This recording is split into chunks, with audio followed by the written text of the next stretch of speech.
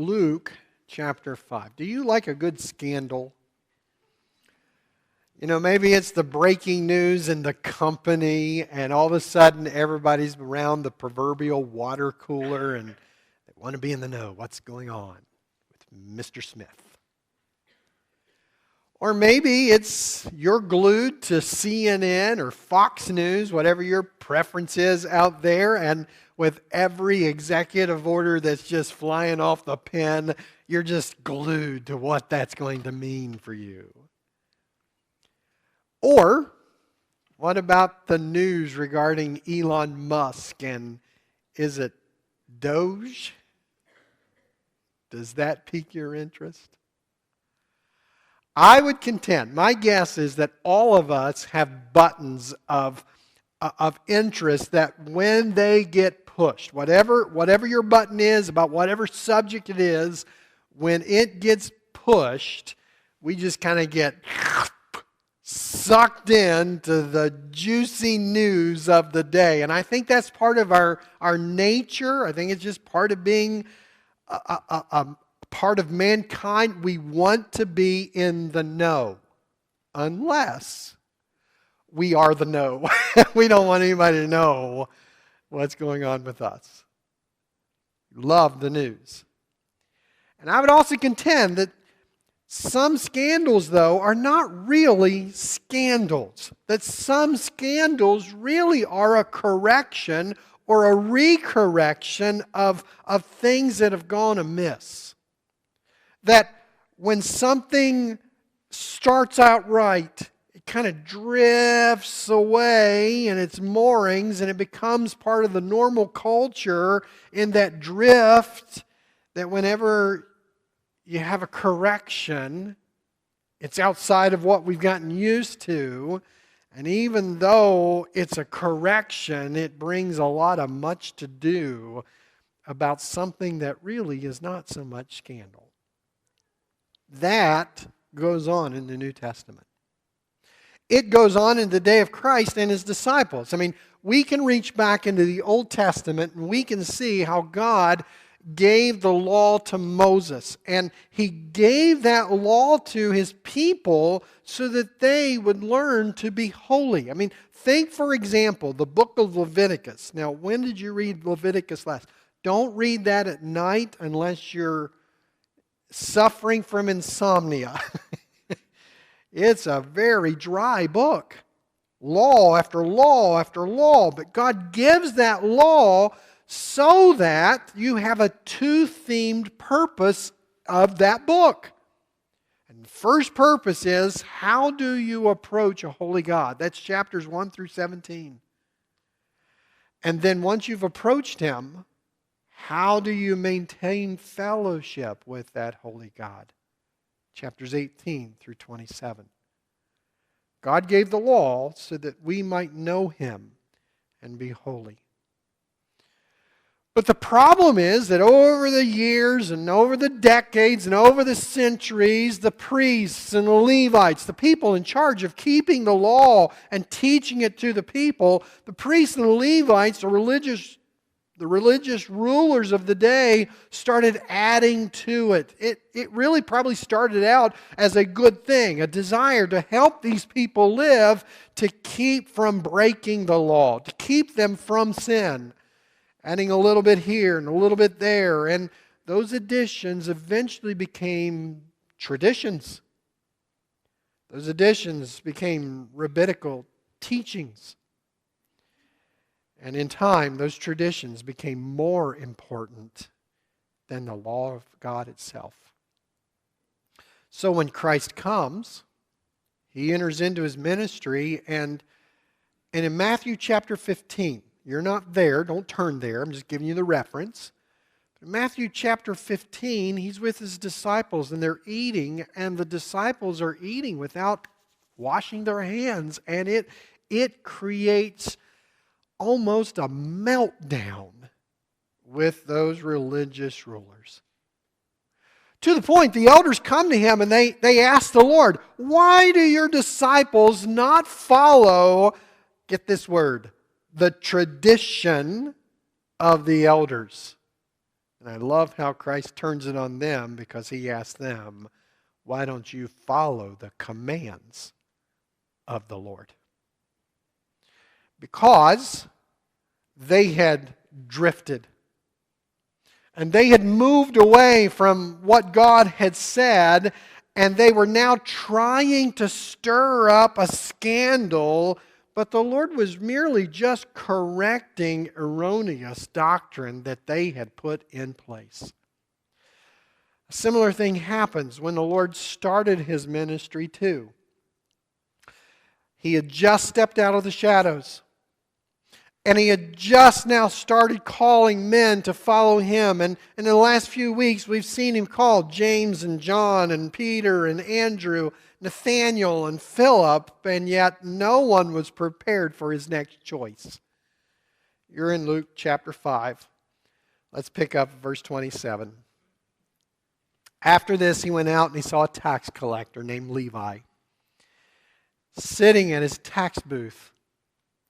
And he said to him, follow me. Can you just imagine the talking heads at that point? Meltdown. Verse 28, leaving everything, he arose and followed him. And Levi made him a great feast in his house. And there was a large company of tax collectors and others reclining at the table with him. The Pharisees and the scribes, they had enough, right? Pharisees and scribes grumbled at his disciples, saying, why do you eat and drink with tax collectors and sinners? And Jesus answered them, those who are well have no need of a physician, but those who are sick. I've not come to call the righteous, but sinners to repentance. I'm not sure which is worse, Christ's calling of Levi or his eating at Levi's house. Both are scandal. And whichever it was, the scribes and the Pharisees cannot really get over and cannot believe what they're seeing. They cannot understand the audacity of the Lord. And yet, it's the essence of the Lord's teaching ministry to make spiritual corrections. And no better example is seen than the one that we just read in our passage. So today what I want to consider is this as a title: the scandalous nature of discipleship. I just have one point. You ready for it? Right there it is. And it's this: true discipleship is scandalous because it exposes prejudice. Now, that's what's going on in our text.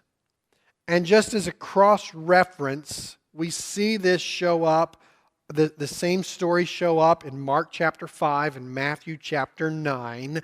And it's the introduction of this man named Levi. His other name is Matthew. And as you follow it out, it's most probable that Levi is his name, that Matthew is the name that Christ is given. Christ changes it. That's the most probable explanation for the two names. We see that. We've already seen it with Peter. His name is Simon. I'll call you Cephas, which is Aramaic for rock, or Peter, which is the Greek form. Later on, we're going to see it with Saul, whose name's going to be called Paul.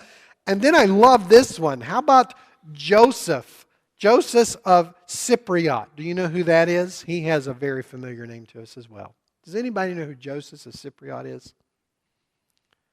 His name is Barnabas, the son of consolation.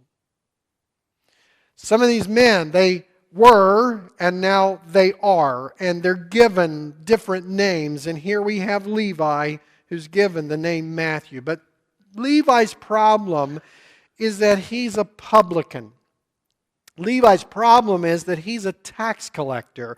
And I'm not sure that if there's ever been an occupation, throughout the history, I'm not sure that tax collectors have been one that's been high ranking on anybody's list throughout all millennia. No one tends to like the tax collector. And I don't think it's because we don't like paying what we owe, and it's not because we don't like paying our fair share. I think we all faithfully file. But if the tax man ever contacts you for an audit, there is just this nervous, unsettled fear that settles in your soul. Not because you've done anything wrong, but the question goes through, oh no, what did I not do? We don't like tax collectors in our day. But more so, they did not like tax collectors in Christ's day. In the New Testament, the tax collector, here's one man that had an absolute hatred for different reasons. One reason is he's a legalized thief. That Rome sets the tax price. This is what we need to gain for our revenue, to do our military and our roads and just everything else. Rome would set its price and then send that price down to the local authorities. And the authorities would tack a little more onto that and send it down to all their collectors. And by the time it got down to the guys who were on the street level, the publicans, there'd been so much added to, even by them, because they have to make a wage too. There'd been so much added to Rome's tax that it went well beyond that exact figure that Rome had set. It was very lucrative.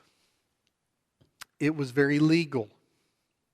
And yet it was a racket that bore itself on the back of the fellow Jews. Didn't like the tax man. But not only that, we didn't like the tax man because he was a puppet. He was a puppet of Rome, of all places, that instead of holding to that Jewish opposition of the Romans, we want to throw off that yoke, publicans cooperated with Rome. And they found that it was an opportunity that they could take advantage of, and they could be rewarded by Rome. Rewarded very handsomely by Rome. The cost, that was a little different. They had to pay for it as being branded as traitors who had sold themselves out for money to the rejection of their own people. Didn't like the tax man. Didn't like the publicans. They were considered as unclean sinners because they were frequently interacting with Gentile dogs. So when the Lord walks by this table in Capernaum, and he eyes this tax collector named Levi, and he speaks to him. And those words are, "Follow me." That is front page news. Scandal. But the Lord doesn't care. The Lord does not care because He knew that much of the problem really was an unholy prejudice that was surrounding this culture brought on by these scribes. That Levi really was no more greater sinner than anyone that stood before him in his day. That the problem is that everyone judged Levi because of what they saw in him, his occupation, his reputation. They judged him by an outward appearance. But what they could not see is exactly what the Lord could see. He could see down into his heart. He could see that Levi wanted to be right with God. And he knew what was in Levi's heart, just like he knew what was in the scribe's heart, just like he knew what was in the disciples' heart, just like he had said when he saw Nathanael Behold, an Israelite with whom there is no guile. The Lord knew his heart. He knew the heart of everybody who had walked by him and crossed his path, even the Pharisees, the very ones who thought, that's a key word, the very ones who thought themselves righteous had no use for sinners whom they had deemed unclean, whom they had deemed as ones who were traitorous, whom they had deemed as outside of God's mercy and hand. Notice verse 30. They ask, why do you eat and drink with tax collectors and sinners? Jesus answered, those who are well have no need for a need of a physician, but those who are sick. I've not come to call righteous, but sinners to repentance. You know what that is? That's a direct assault on their hypocritical prejudice. But I think it's more than that.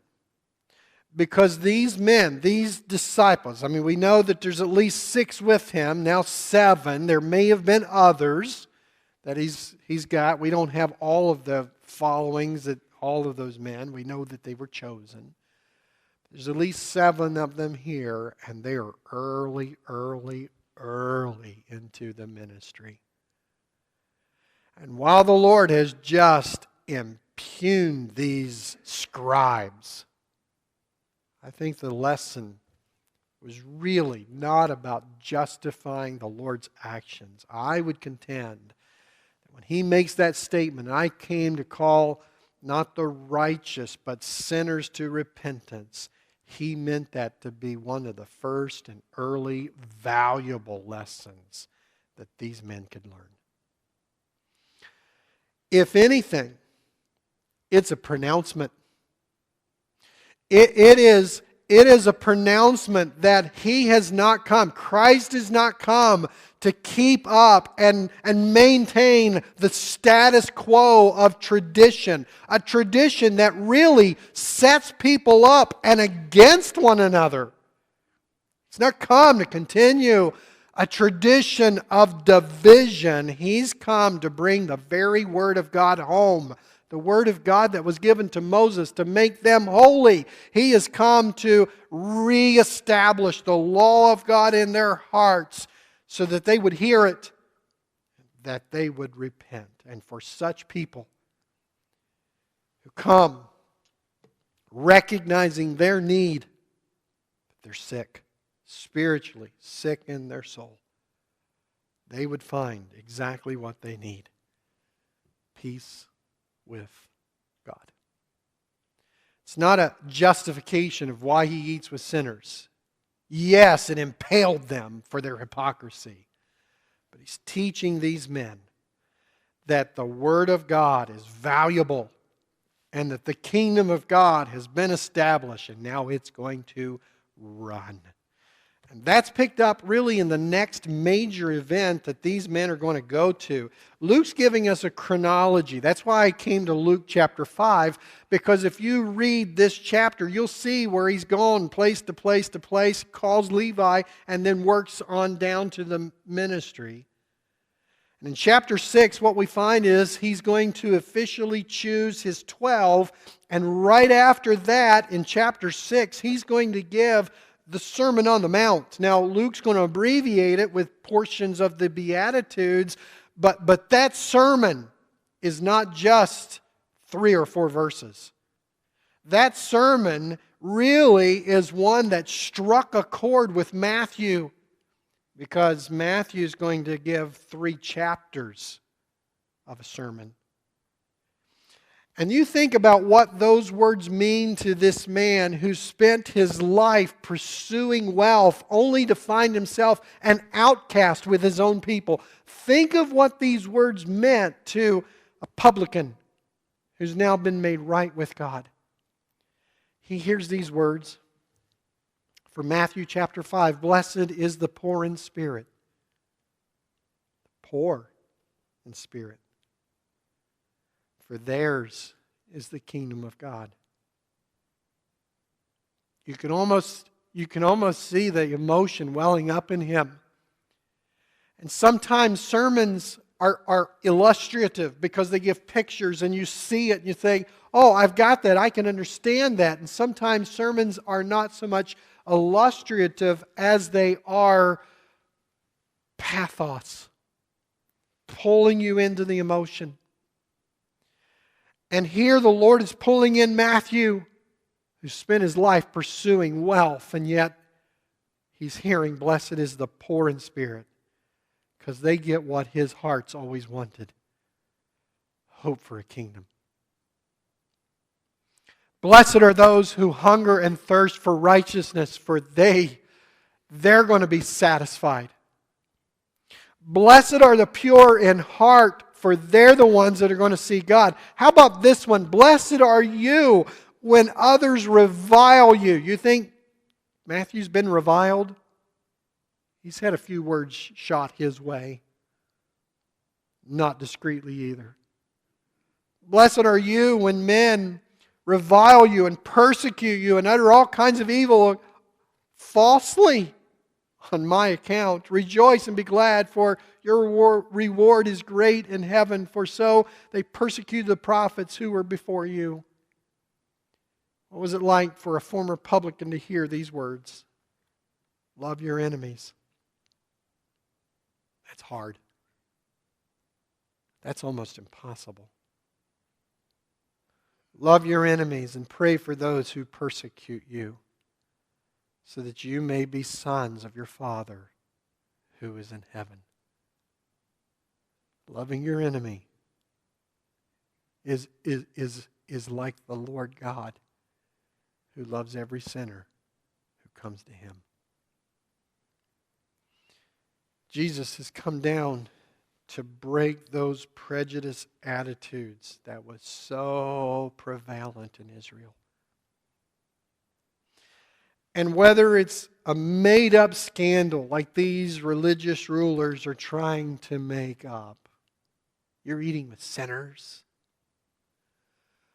or whether it's the misguided understanding of his own men, can anything good come out of Nazareth?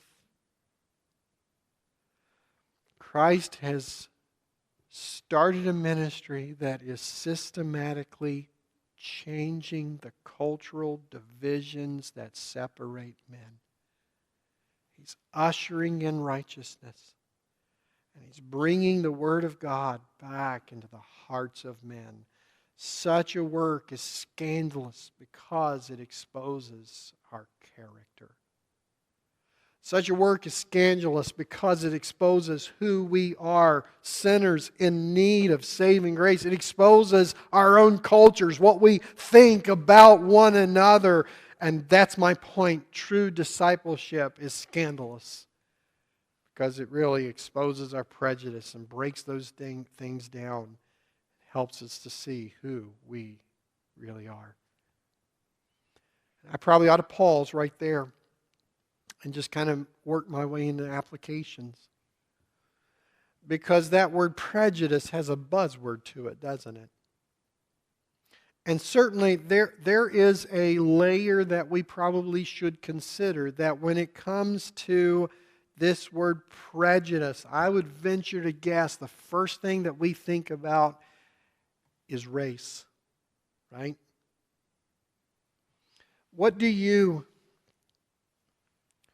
think about buzzwords that are out there that the culture has educated you on? What have you allowed your culture to tell you about racial differences? Or the culture to tell you about gender equality, or the buzzword of misogyny, or even white supremacy? What do you think about some of these words that really are very heavy and very electric and very much divisive? I would contend that in many ways our culture is not really far from the New Testament culture. This wire's about ready to wear on me. Let me put it under my collar. There you go. That our culture is not really far from the New Testament Jewish culture. We've shifted opinions from one group, like the publicans, to another group, but I would contend that none of those cultural divisions are healthy divisions. That if we are not careful, again, we get sucked into thinking exactly the same thoughts that our culture has shaped our minds and wants us to think. It causes the tearing away of unity. Some of that is found radio talk shows. Some of that is found on celebrity podcasts and social media, and certainly the major media, but very few of them give a desire for us to know the mind of God. They shape us, they form us, and they give us an opinion.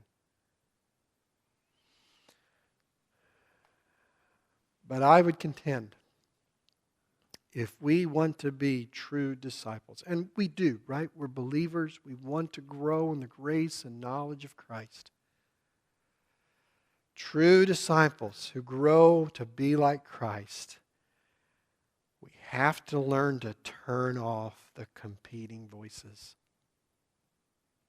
And we have to put those things down and replace them as we pick up the Word of God. Psalm 119, largest psalm in our Bible, largest chapter in our Bible, is all about God's Word. Oh, how I love thy law. It is my meditation all the day.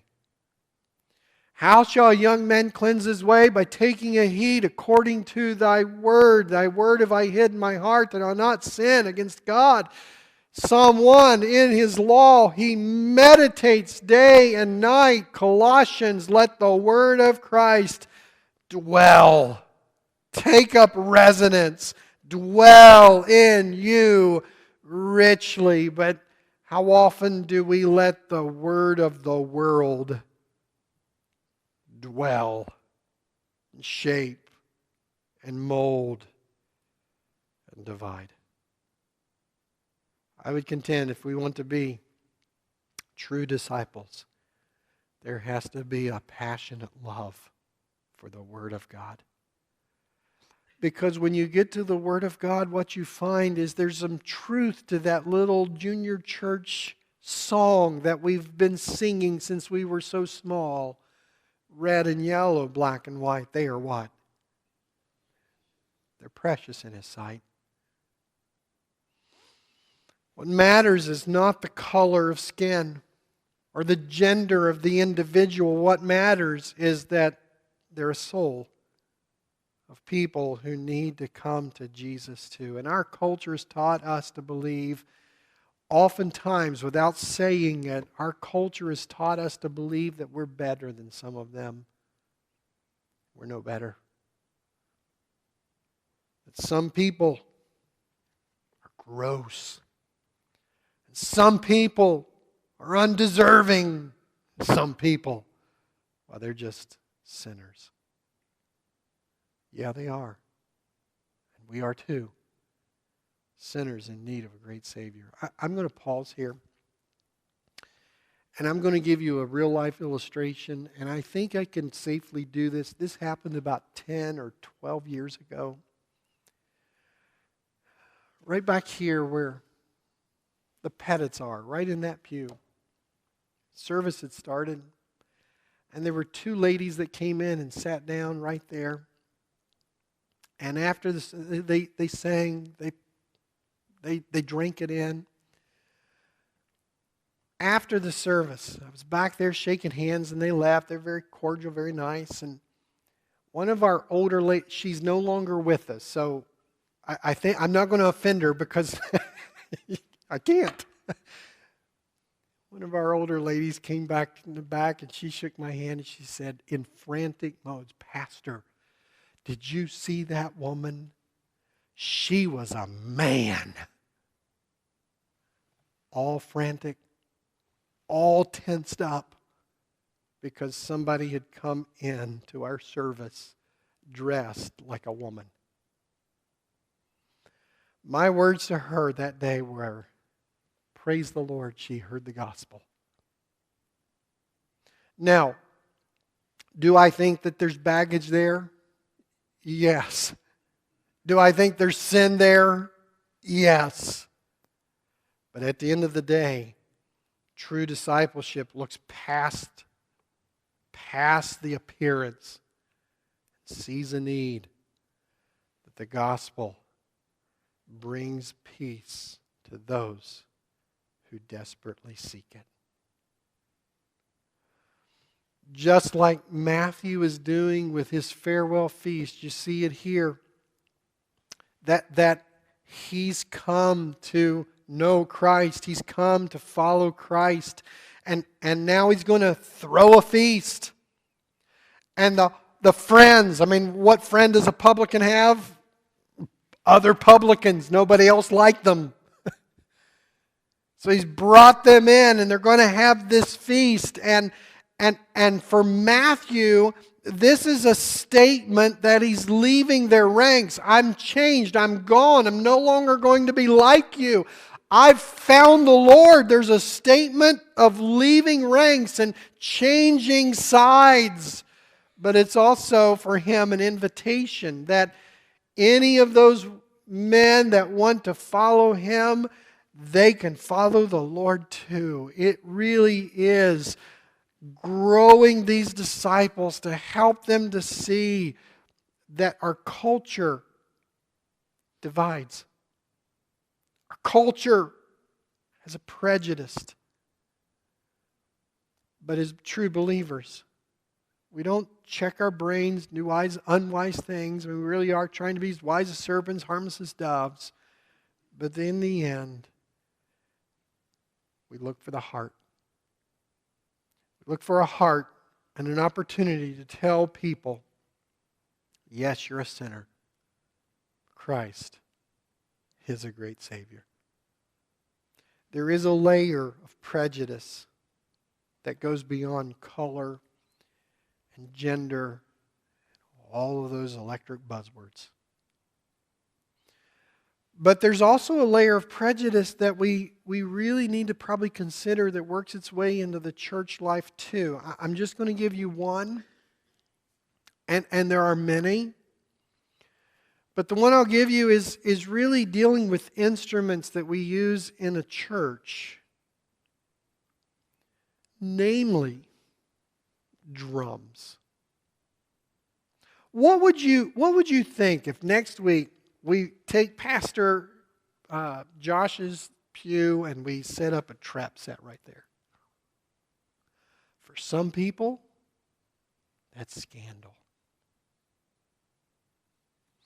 Whether it's drums or guitars or similar instrument in worship service, there's a lot of people that would just be polarized by those things. Now, before you start throwing things at me, let me just say, I personally would say that the use of such instruments are really not appropriate to the current day of conservative worship. So you won't see it next week. Pastor Josh gets to keep his pew.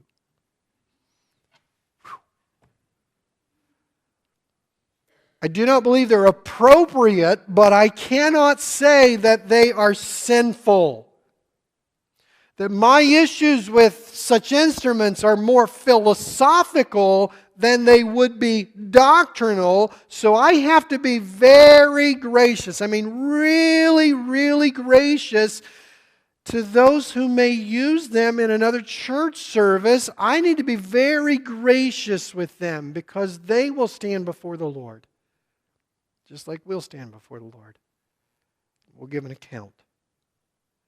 When it comes to worship, whether it's a piano or an organ or someone who stands here and ministers music through their voice, or a trombone or a trumpet or a violin or a drum set,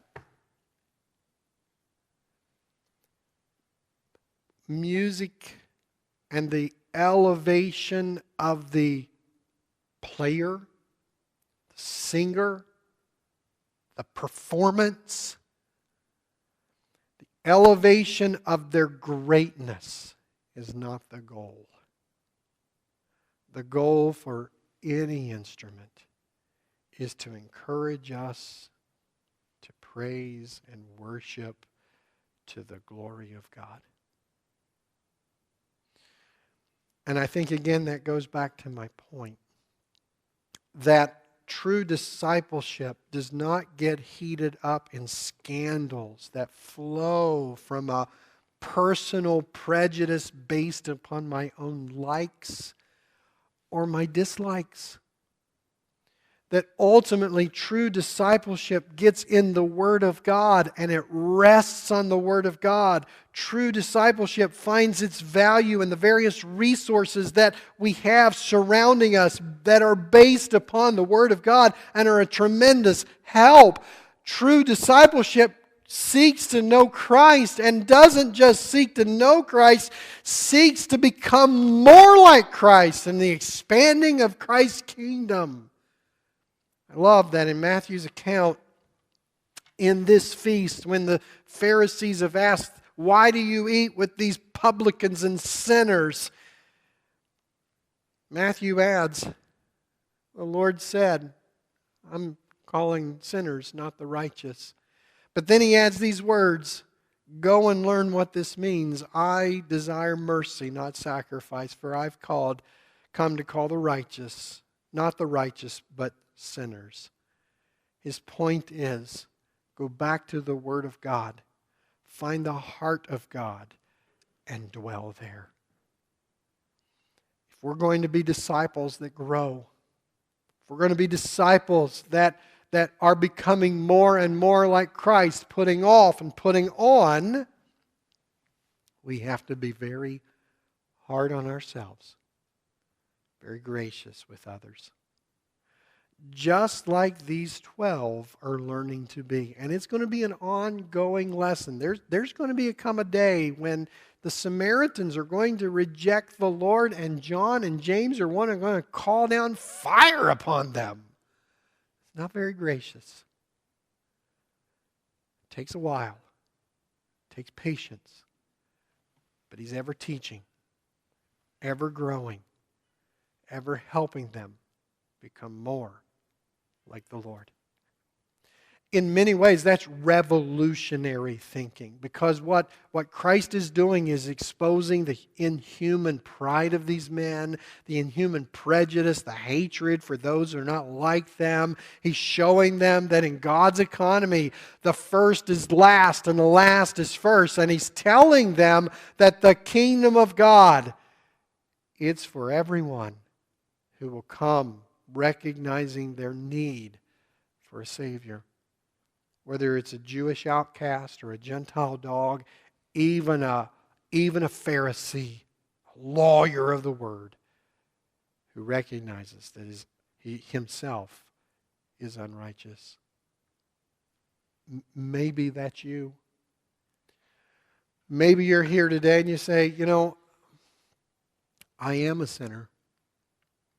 And I don't know what it is to have Christ's saving grace. Maybe I am one who is like Matthew, outside of the fold and yet needs to be in Christ. And I don't know what that means. I would encourage you, find me and find one of our pastors, find one of our members. We really will take the Bible and show you what it is to know Christ as your Savior. Because when you know Christ, there is peace.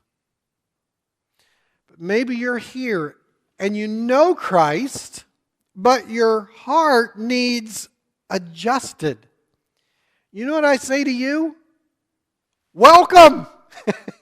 Welcome to discipleship. All of us need adjusted. But where does the adjustment come? The word have I hid in my heart, that I will not sin against you. The question is, what are you going to do about your need for adjustment this week? Will you get into the Word of God and will you ask Him to expose your heart? Be careful. John Newton did that, and we just sang his song. I asked the Lord that I may grow, and things got dire. but they got dire because the Lord was drawing him out, helping him depend more and more upon the Lord. What will you do this week to grow in the Lord? Will you get into the Word? Will you apply that Word to your thoughts and your actions? Will you ask Him to help you grow and become more like Him this week? Hearing the Word, becoming a doer of the Word, because you seek to walk after Him. Only the Lord can help you do that.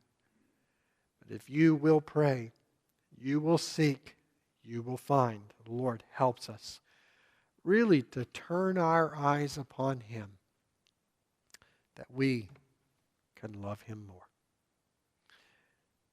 May the Lord help us to do that. Let's pray.